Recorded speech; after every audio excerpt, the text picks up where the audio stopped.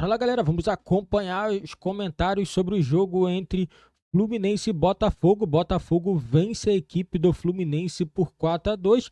Não foi suficiente para a equipe do Botafogo se classificar para a fase de quarta de semifinal do Campeonato Carioca. Botafogo, felizmente, vai jogar, né, a Taça Rio.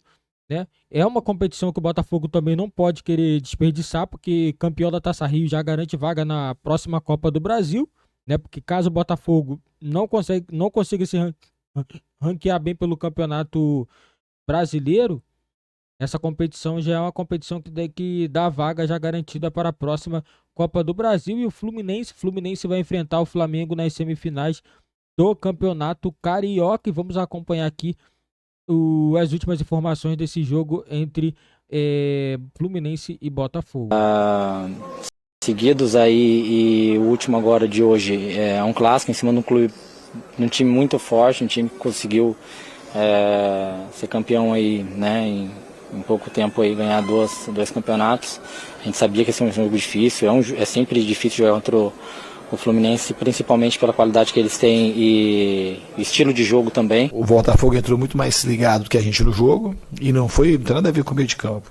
Eu não tenho essa departamentalização do jogo. Uma coisa, se tivesse perdido, não tivesse vencido o time do LDU, ia falar porque o time foi muito mais para frente, ou porque os caras entraram mais experientes e baixou a rotação. Então assim, a gente fica justificando o resultado. Então não tem a ver com o meio de campo, tem a ver com o time como um todo entrou desligado. E o Botafogo merecidamente soube aproveitar. O Botafogo entrou ligado. Quero ouvir o Zinho já. Mas antes vamos falar do Marlon Freitas, que perdeu o sogro na semana passada, né? Por isso que ele não jogou contra o Aurora. Fez um bonito gol e mais um gol de pênalti. Então marcou 2 gols na partida nessa... Podemos chamar de goleada, 4-2? 4-2 é goleada. Acho que dá, né? Depois de 4 é goleada. Foram 4 finalizações do Marlon, 3 certas, 3 lançamentos certos, 1 desarme.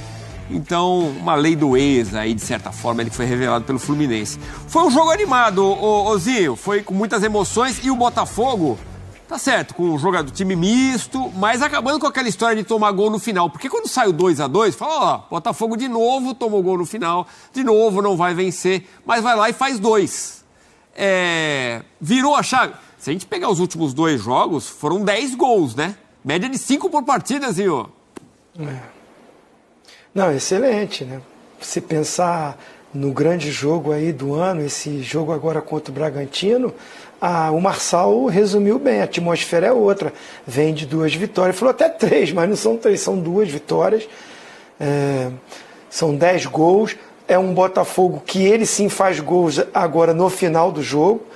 O gol do Júnior Urso foi no finalzinho, né, para decretar essa belíssima vitória contra o Fluminense. Verdade que os 2 times não entraram com a sua força máxima. O Botafogo ainda tinha o Gatito aí no gol, o Lucas Alter, né, que a gente pode falar que é titular na zaga. Depois que entra alguns jogadores que vêm do banco, como o Fluminense também. Mas boas equipes, bons jogadores que há pouco tempo eram titulares, inclusive o Marlon, né? Teve a estreia aí, o Gregory jogando, né? Muito boa a contratação do Botafogo. É um volante também, de qualidade. Mas eu achei legal pelo Marlon. Estava precisando, uma boa atuação. Vem de um drama familiar, mas também vem com muita cobrança da torcida. Era um dos jogadores perseguidos. Ele, o Marçal, né? Depois estendeu para o Tiquinho, para o Eduardo, para outros atletas. Mas legal ele fazer 2 gols, o Botafogo vencer, trazer um ânimo.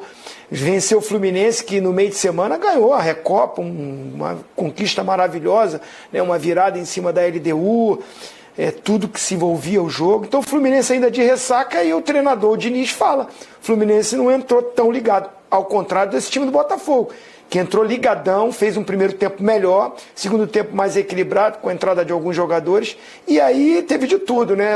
Essa briga aí, essa confusão ali foi uma coisa absurda, né? Um jogador do Fluminense puxa o cara para fora, o do Botafogo joga para dentro, e aí uma discussão desnecessária, né? Mas assim, qualidade de jogo eu gostei, foi um bom jogo, muito disputado, e o Botafogo superior, por isso mereceu a vitória. Era o Yarley, né, que foi puxado pra dentro e pra fora. Ô, várzea, né? Sim. Super futebol brasileiro. Olha isso aí, ó. Isso aí, o goleiro do Felipe, Fluminense. O goleiro do Fluminense, o Felipe Alves, ele concorreu para ter uma grande confusão. Isso aí esse é um ato anti-esportivo, né? Que o árbitro não levou para o lado do cartão, porque isso era passível de cartão vermelho. Ele deu amarelo, né, professor? Tomou amarelo. Mas você não, o jogador não tem o direito, ele não é médico, primeiro, o jogador, para saber se o outro está machucado ou não. Antes dessa cena, um colega do Botafogo já tinha puxado o Yarley para dentro, né? Não fica contundido Parecia fora. que foi o Hugo que estava no banco, o Hugo que estava de colete do lado de fora, bota ele para dentro. Aí ele vai e puxa Não pra tinha fora. nada, né? O Yarley não tinha nada, né? Sim. Mas ele não é médico, o goleiro não é médico. Ele não é médico para saber se infelizmente tem que aceitar. E cabe ao juiz. Assim, e cabe ao árbitro. É passível de cartão vermelho. Eu acho que ele tomou cartão, só que o atleta do Botafogo é nítido que quando o próprio atleta, companheiro dele, joga ele para dentro do campo de novo, vê que ele está também querendo fazer cera, né? Não dar sequência ao jogo. Eu acho que ele também merecia tomar cartão. Sim, mas esse aí podia ter dado uma briga enorme dentro de campo. Isso podia ter dado uma confusão enorme dentro de campo. E não seria bom para ninguém. Seria bom para ninguém.